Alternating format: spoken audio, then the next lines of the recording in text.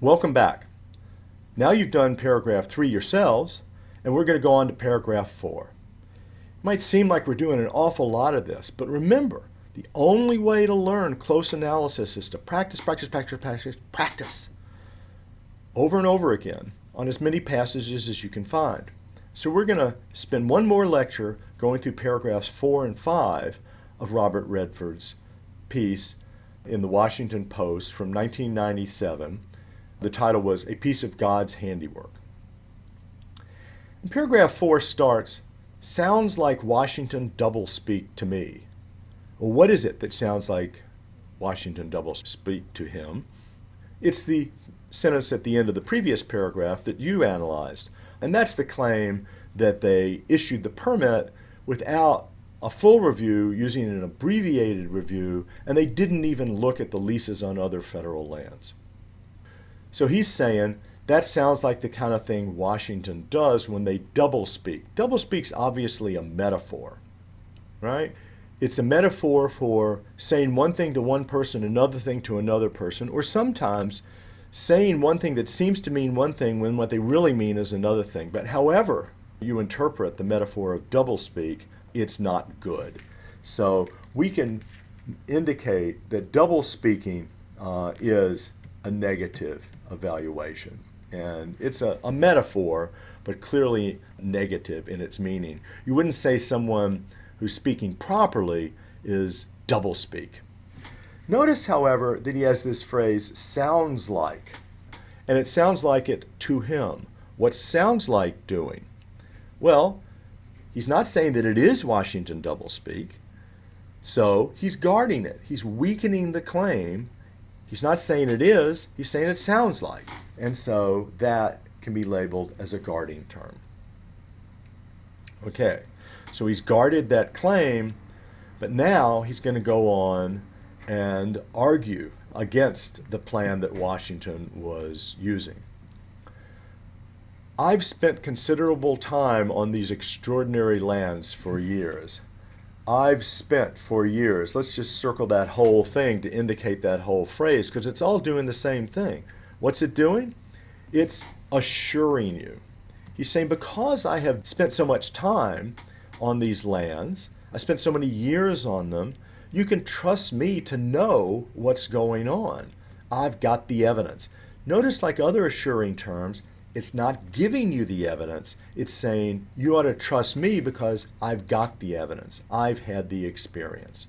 So it's a perfect example of assuring because it's saying that he has reasons without actually giving the reasons. And that's why you can't question his reasons, because you haven't spent considerable time on those extraordinary lands. And of course, he follows that up with another assuring term. He says, and I know. When you say I know, that's an assuring term, a mental assuring term, because it's describing the mental state as being one of knowledge. If knowledge implies truth, then to say I know it is to imply that it's true, to assure you that it's true. Okay?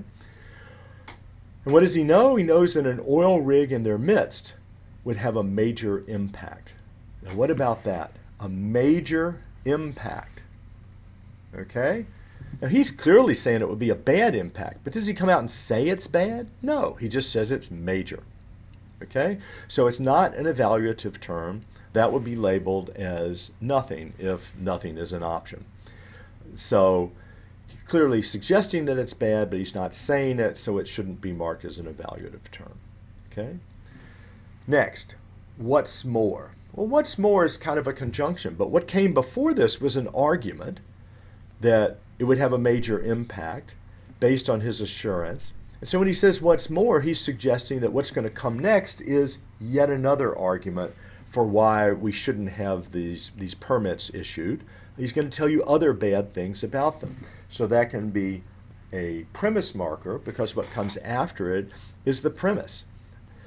They want to drill to find oil. Well, we can say to find oil. It's in order to find oil. That is going to explain why they want to drill. It's a teleological explanation, as we saw in an earlier lecture. And so that is going to be a reason marker, because their desire to find oil is what explains their desire to want to drill. Okay? Inevitably, What's that? Assuring. It's assuring you that it's obviously true. There's no way around it. It is inevitable. What's inevitable? More rigs, more roads, new pipelines, toxic wastes, and bright lights would follow to get the oil out. Okay? He's assuring you that all of those things are going to happen. The previous argument before the what's more was simply an oil rig. Notice it's just an oil rig, one oil rig up there in that sentence. But now we've got more rigs, more roads, new pipelines. So if an oil rig has a major impact, all of this other stuff's going to have a lot more of an impact. That's the point of the what's more. He's adding additional reasons why the permits should not be issued. Okay? And they would follow, that means it's going to follow what? In time. It's just temporal. It's not saying anything more than it's going to follow at a later time, but they're going to follow to get the oil out. That explains why they would follow. Because, right, you would need them in order to get the oil out. So that's going to be an argument marker itself. Is it a reason marker or is it a conclusion marker? Well, the conclusion is that all that's going to follow, right? And the premise is that it's needed in order to get the oil out. So this is going to be a premise marker.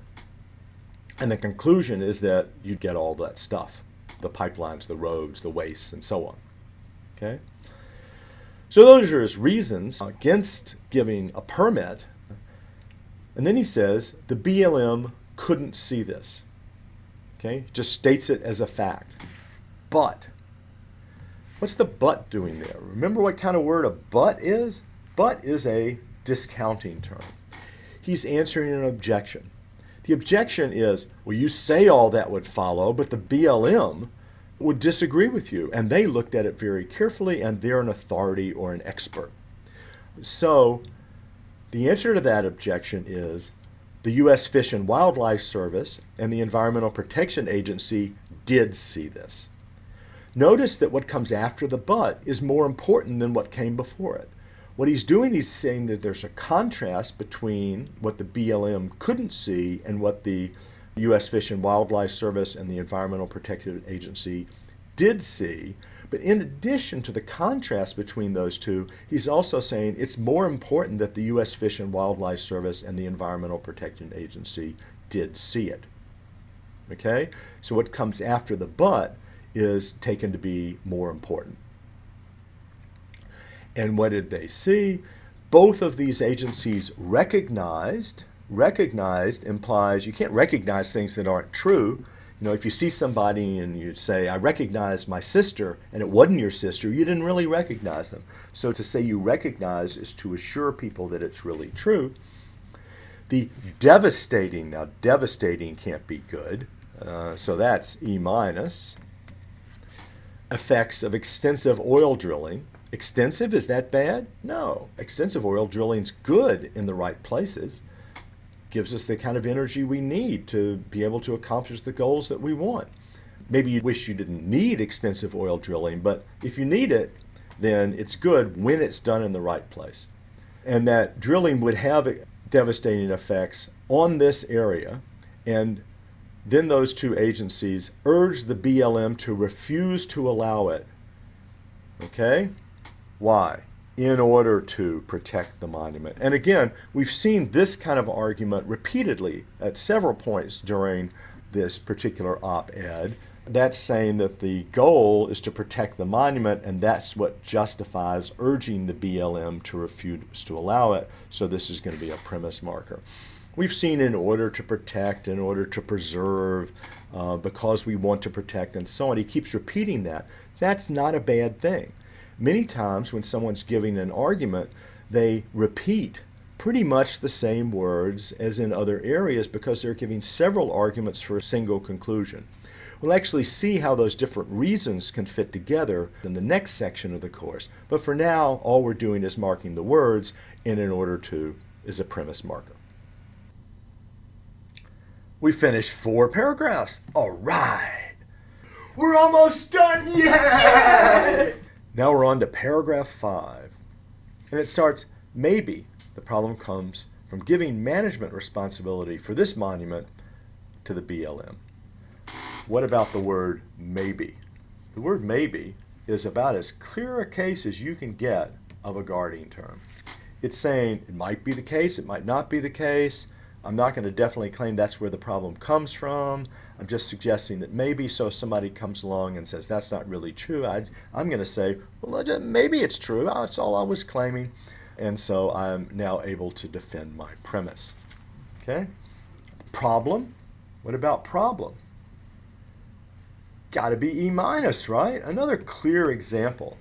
Because you can't have good things if they're problems. Sure, you can have problems on math tests that are good, but that's not the kind of problem we're talking about here.